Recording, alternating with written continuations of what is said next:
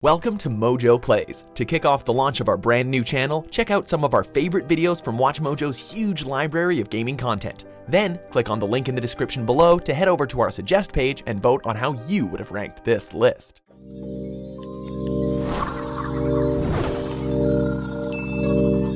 As Magneto once said, "Welcome to die." Very funny, Paul. Or rather, welcome to WatchMojo.com, and today we're counting down the top 10 video games where you die at the end.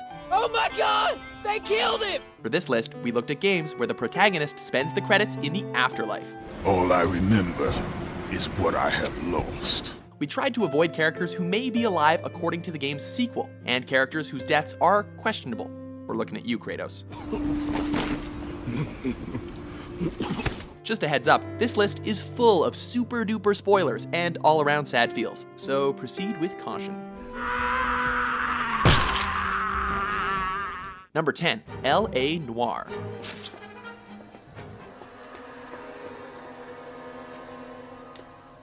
With a game that uses film noir elements, it's no surprise that everything ends on a sad note. We're gathered here to honor Detective Cole Phelps.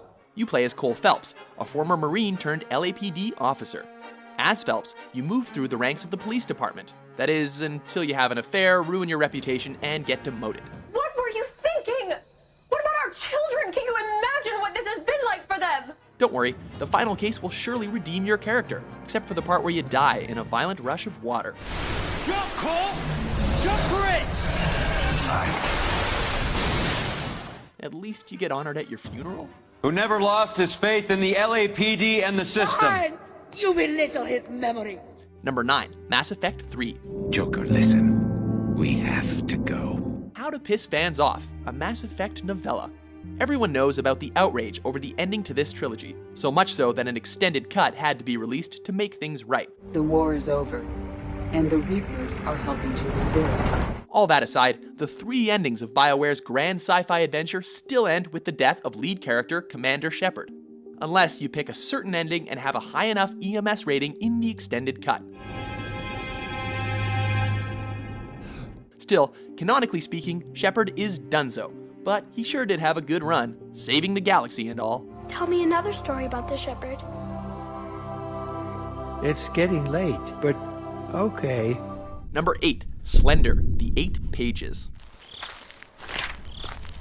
What are these pages? Why are you collecting them? Why are you in the woods? Approximately none of these questions are answered as you pray that your flashlight doesn't die. But that's why creepy, blank-faced men in black made sequels, right?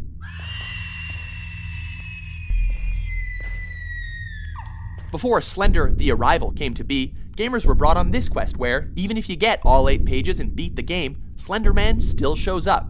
So what was the point? To scare the pants off you. Duh. Number 7, Persona 3. No, don't go!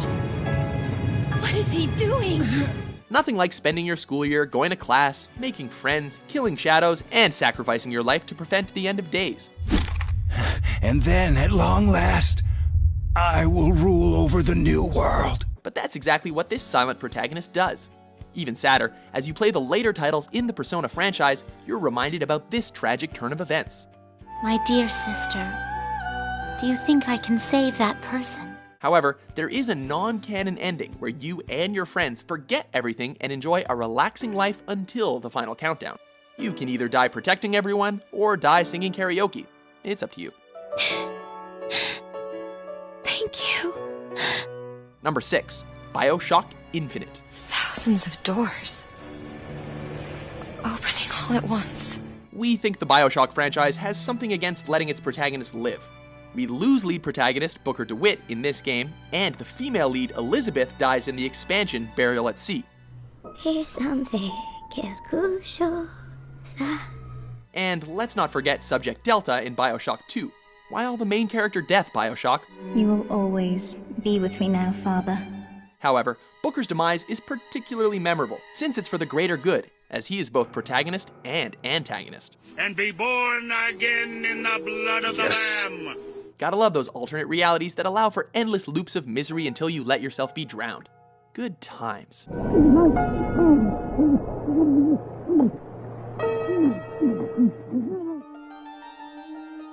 Number 5, Shadow of the Colossus. There are tragedies, and then there's this. You have to take out 16 colossi to revive a girl named Mono. Or at least that's what the disembodied entity, Dorman, tells you. Don't worry, he's completely trustworthy. He's just making plans to possess you at the end of your quest. In the end, you're possessed by Dorman, killed by a lord named Emin and his men, and consumed by a whirlwind of light. The kicker? Mono wakes up afterwards.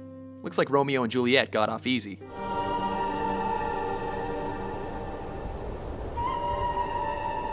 Number 4, Crisis Core, Final Fantasy VII.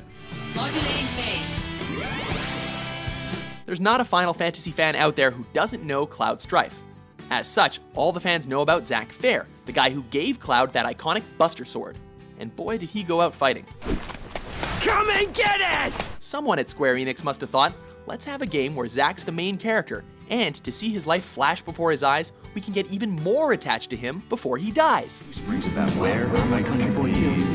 Like you've been there. You know, honor and be quite served. If only I was joined my battle. Nothing else out there. Right, because we all handled Aerith's death so well.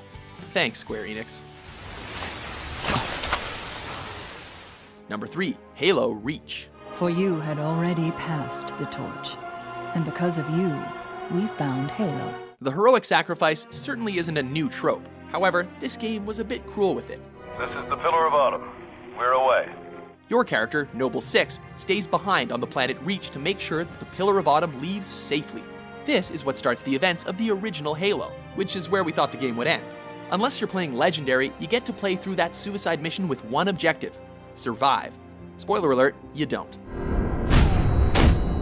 Oh, and this is after the credits roll. We're supposed to relax after the credits, not die.